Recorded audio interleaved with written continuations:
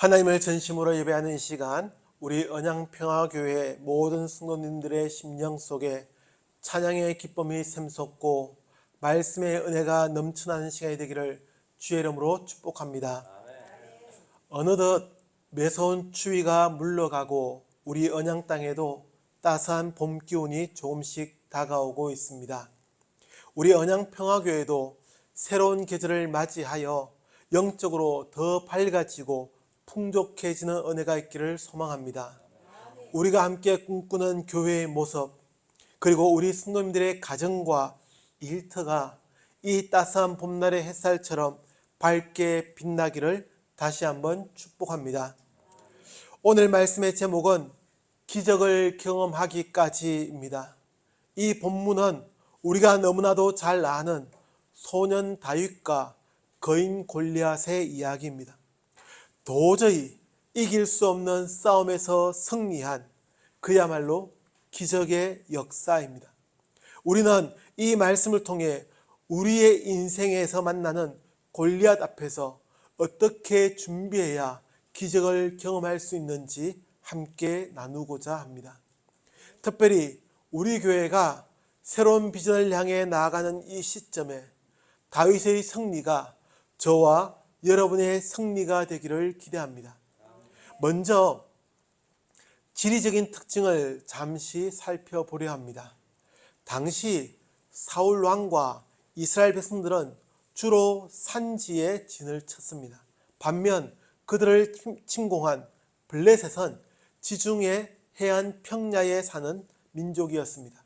그러니 여러 가지로 차이가 나겠지만 그 중에 전쟁을 하는 군사적인 특징을 보면 블레셋은 주력 무기를 병거와 마병을 가지고 싸웠습니다.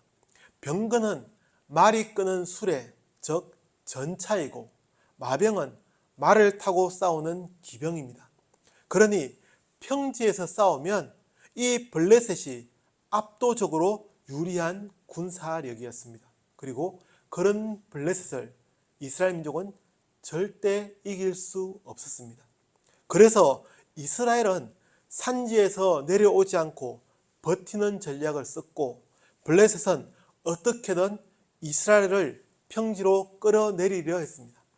그 방법이 바로 거인 골리앗을 내보내 매일 아침마다 이스라엘을 모욕하는 것이었습니다. 화가 나서라도 내가 당장 이 욕을 듣고는 살 수가 없다 하면서 화가 나서 뛰쳐내려가게 만들려는 속셈이었습니다. 반대로 이스라엘 입장에서는 가만히 지키고만 있으면 유리한 상황이었습니다. 시간이 흐르면 흐를수록 블레셋의 보급이 끊겨 물러갈 것이 뻔했기 때문입니다. 이런 상황에서 소년 다윗이 등장합니다.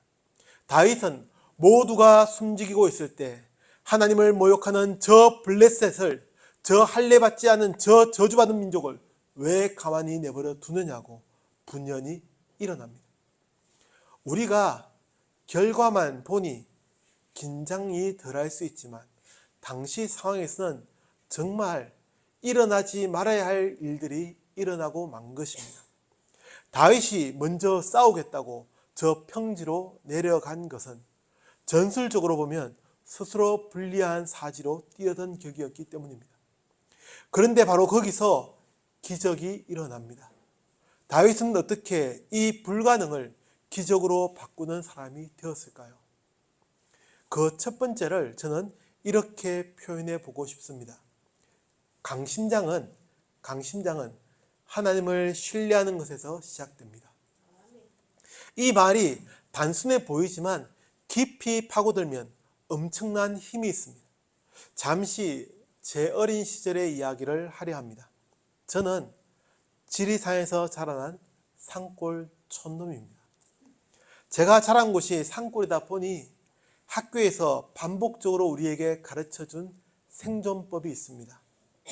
뱀을 만나면 어떻게 피해야 하는지, 멧돼지를 만나면 어떻게 해야 하는지를 귀에 못이 박히도록 가르쳤습니다. 당시 지리산에는 곰이 없었습니다. 지금은 반달곰이 몇 마리 살고 있지만 그건 제가 어느 정도 자란 이후에 곰을 풀어놓아 관리하게 되면서부터 생겨난 현상입니다. 사랑하는 성도님, 어느 학교에서 아이들에게 삼짐승을 만났는데 잡아먹으라고 가르치겠습니까? 어떤 짐승을 만나든지 항상 조심해야 한다고. 최고의 방법은 일단 피하고 보는 것이라고 말했습니다. 뱀을 만나도 또 고라니를 만나도 일단은 피해야 한다고 가르쳤습니다. 더구나 멧돼지는 만나지 않는 것이 가장 좋은 최고의 방법이지만 어쩌다가 만나게 되면 나무나 크다란 바위 위로 최대한 빨리 올라가서 피하는 것이 상책이라고 가르쳐 주었습니다. 그러면서 멧돼지를 만나는 것이 얼마나 위험한 것인지 늘 우리에게 가르쳤습니다. 그런데 오늘 본문에 나오는 소년 다윗을 한번 보십시오. 34절과 35절의 말씀인데 이 구절은 다윗이 목동일 때에 경험한 일을 말하고 있습니다. 같이 한번 읽어보겠습니다. 34절과 35절 말씀입니다. 시작. 다윗이 사울에게 말하되 주의 종이 아버지의 양을 지킬 때에 사자나 곰이 와서 양떼에서 새끼를 물어가면 내가 따라가서 그것을 치고 그 입에서 새끼를 건져내었고 그것이 일어나 나를 해하고자 하면 내가 그 수염을 잡고 그것을 쳐 죽였나이다. 아멘. 여러분, 이게 말이 됩니까?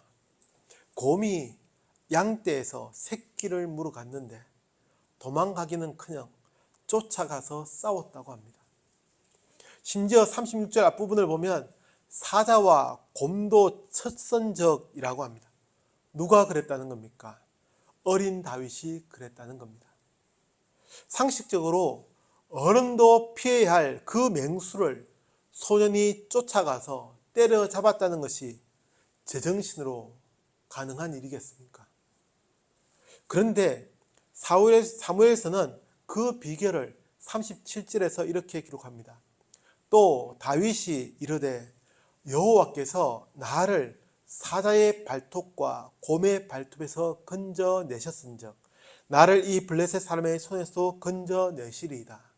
사울이 다윗에게 이르되 가라, 여호와께서 너와 함께 계시기를 원하노라. 아멘.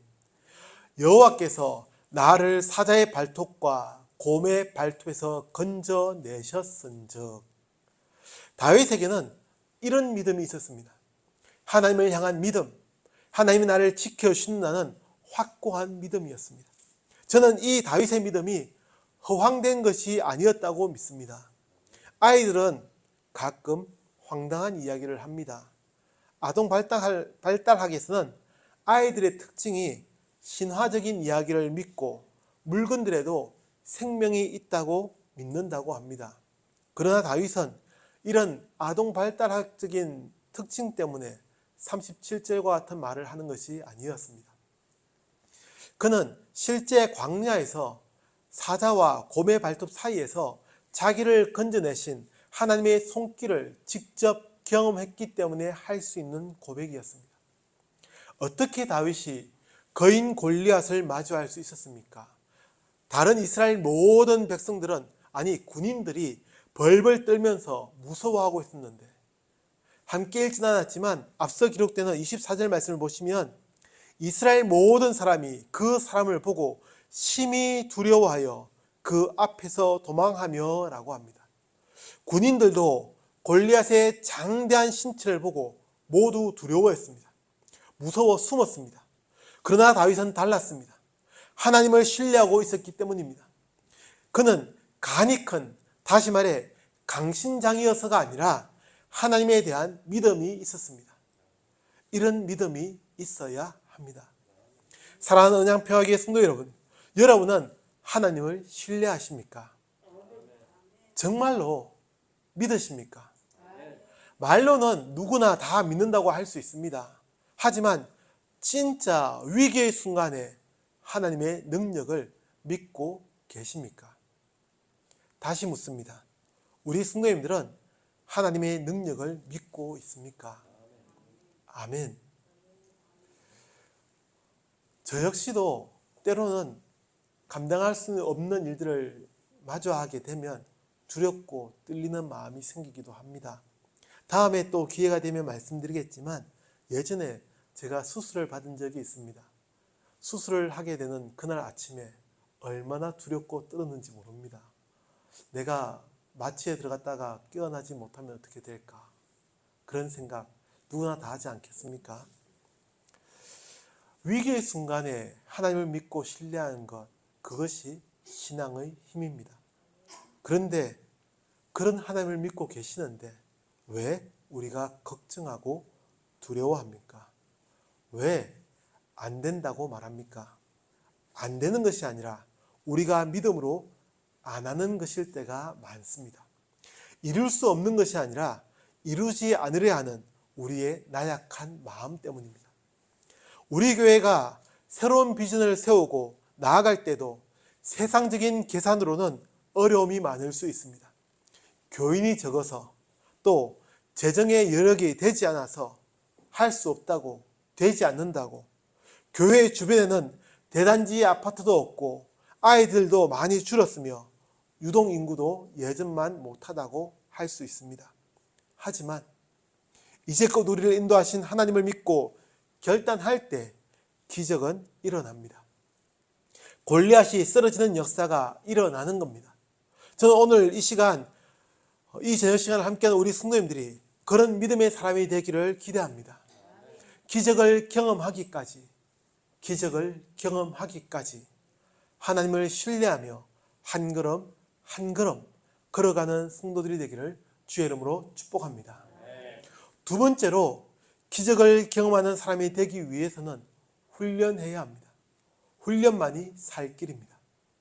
훈련은 기적을 경험하게 하는 원동력이 됩니다. 이 말은 준비해야 한다는 말과 같습니다. 기적은 준비하는 자에게 찾아오는 선물입니다. 다윗을 다시 생각해 보십시오. 다윗의 직업이 무엇입니까? 물론 그는 수금을 연주하기도 했지만, 그래서 사울 왕의 곁에서 수금을 연주하는 자가 되었지만 그의 원래 직업은 목자였습니다. 군인이 아니었습니다. 그런 다윗이 어떻게 물맷돌로 골리앗을 이길 수 있었습니까? 물론 하나님이 그렇게 하셨습니다. 맞죠? 그렇게 믿습니다. 그러나 그건 앞서 첫 번째로 말씀드린 것과 비슷한 이야기이고 또 다음 세 번째로 생각해 볼 것입니다. 지금은 또 다른 점에서 다윗의 모습을 말씀드리는 겁니다. 그는 연습했습니다. 군인이면 칼을 써야 한다고 생각하실 수 있지만 당시에는 칼을 흔하게 구할 수 없는 시대였습니다. 그래서 군인들도 물맷돌로 싸워야 했습니다. 다윗은 양을 지키기 위해서지만 자신에게 맡겨진 이 양들을 지키기 위해서 물맷돌을 잘 사용했습니다. 연습했다는 겁니다. 다윗은 자신에게 주어진 그 자리에서 최선을 다하며 연습했던 것이 절호의 순간에 사용되는 달란트가 되었습니다. 제가 군 생활을 길게 하지 않았지만 약 6개월을 복무하면서 몸에 익힌 기술들이 아직도 생생합니다. 그 대표적인 것이 총검술입니다.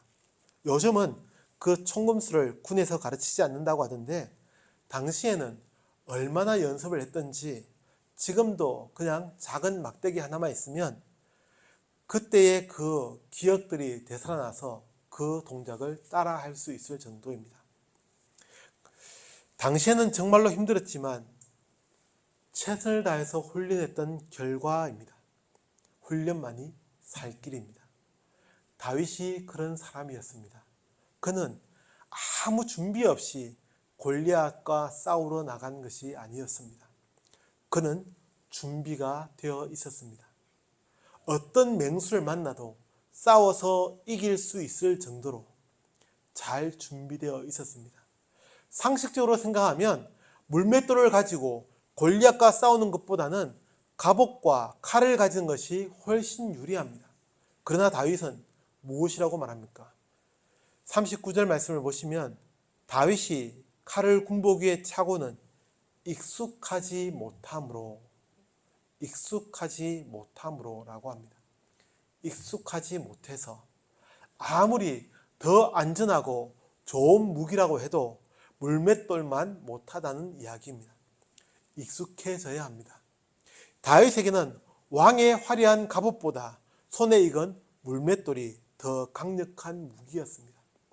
자신에게 익숙해질 만큼 훈련된 무기가 있었던 것입니다. 오늘을 사는 성도에게 그러면 무엇이 익숙해져야 하겠습니까? 무엇이 우리에게 익숙한 무기가 될 수 있습니까?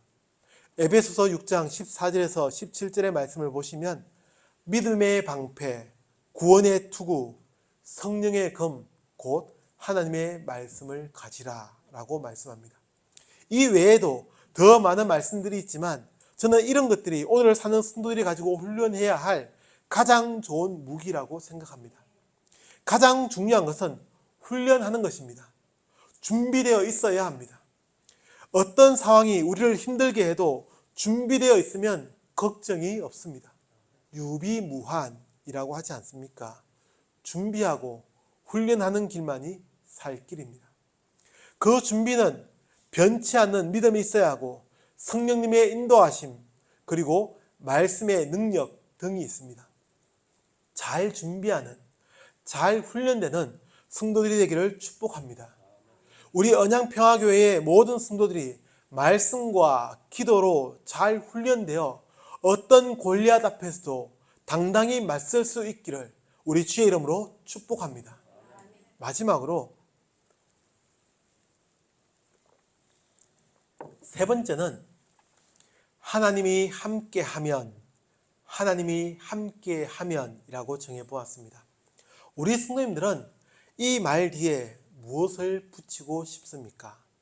하나님이 함께하면 무엇이 된다, 무엇을 할 수 있다, 무엇이라고 붙이겠습니까? 제가 한 번 더 하나님이 함께하면이라고 말하면 성도님들 각자가 생각해서 한번 붙여보십시오. 하나님이 함께하면,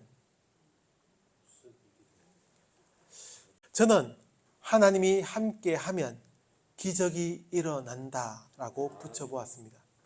하나님이 함께하면 반드시 기적이 일어납니다. 본문에 다윗과 골리앗의 모습을 비교해 보십시오.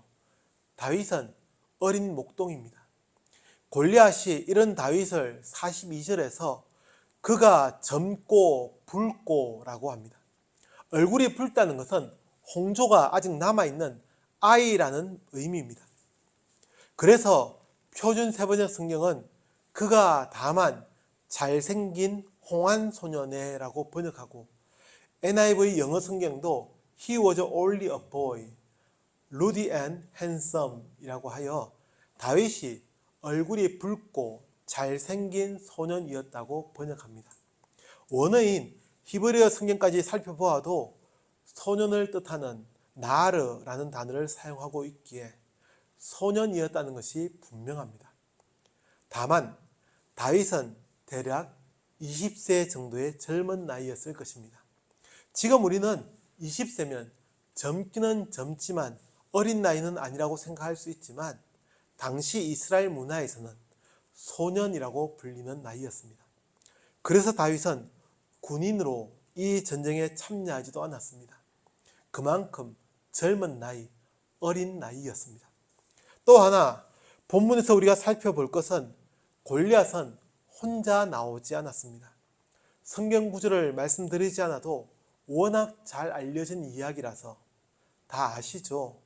골리앗은 방패를 든 병사를 데리고 나옵니다. 보통 이 방패를 든 병사는 장수를 보호하기 위한 군인이었습니다. 그러니 실제로는 2대1의 싸움을 하게 되는 것입니다.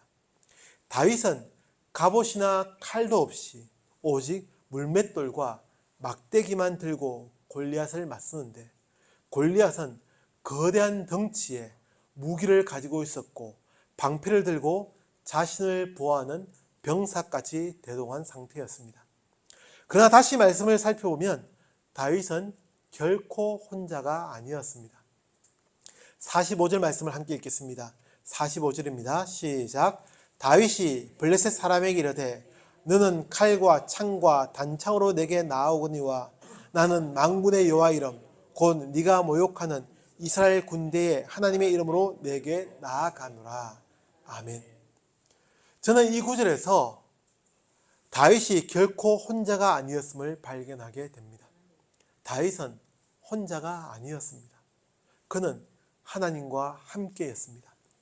나는 만군의 여호와의 이름. 다윗은 하나님의 함께하심을 믿고 나아갔습니다. 그는 하나님의 이름으로, 여호와의 이름으로 이 전쟁에 임했습니다. 사랑하는 성도 여러분, 하나님이 함께하시면 기적이 일어납니다. 기적은 반드시 일어나기 마련입니다. 왜 기적을 경험하지 못합니까? 하나님이 함께하지 않기 때문입니다. 자기의 생각, 자기의 뜻은 충만할지 모르나 하나님이 함께하지 않으면 아무런 소용이 없습니다. 그것은 상황에 따라 승패가 좌우될 뿐입니다. 그러나 하나님이 함께하면 이기게 되어 있습니다. 저는 간절히 기도합니다. 우리 성도님들의 삶이 하나님과 함께하는 삶이 되기를 기대합니다. 저는 기도합니다. 우리 성도님들의 일상이 늘 주님과 동행하기를 기도합니다. 하나님이 함께 해야 합니다. 하나님이 함께하는 우리 성도님들이 되기를 주님의 이름으로 축복합니다. 다윗은 이길 수 없는, 도저히 감당할 수 없는 이 싸움 앞에서 기적을 경험하는 자가 되었습니다. 어떻게 그런 일이 일어났습니까? 그 첫 번째는 하나님을 신뢰하는 데에 있었습니다. 하나님을 굳건히 믿으며 흔들리지 않아야 합니다. 의심하지 않아야 합니다. 두 번째는 준비되어 있었습니다. 그는 훈련된 자였습니다. 그리고 마지막으로 다윗은 하나님께서 함께하는 사람이었습니다. 이런 다윗이었기에 기적을 경험하는 은혜가 있었습니다. 오늘도 이 수요일 저녁 시간을 함께하는 성도 여러분, 우리 성도님들이 이와 같이 기적의 주인공이 되시기를 우리 주님의 이름으로 축복합니다. 기도하겠습니다. 다윗이 기적을 경험하기까지 그의 삶이 잘 준비되었고 하나님을 향한 믿음으로 살았던 것처럼, 그리고 하나님과 동행했던 것처럼 오늘 살아가는 저희들도 하나님의 기적을 경험하기까지 잘 준비되며 하나님을 바라보는 믿음으로 또 하나님과 동행하는 삶으로 나아가게 하여 주옵소서. 하나님, 우리 언양평화교회를 주의 손을 붙들으시고 지켜주시옵소서. 지금은 나약하고 부족한 것이 많은 교회이지만 하나님을 신뢰하는 믿음으로 또 준비된 모습으로 하나님께서 함께 하시면 반드시 이 교회 위에 기적이 일어나게 될 것임을 믿습니다. 하나님, 우리 언양평화교회가 하나님의 기적을 일으키는 교회가 되게 하여 주옵소서. 예수님의 이름으로 기도합니다. 아멘.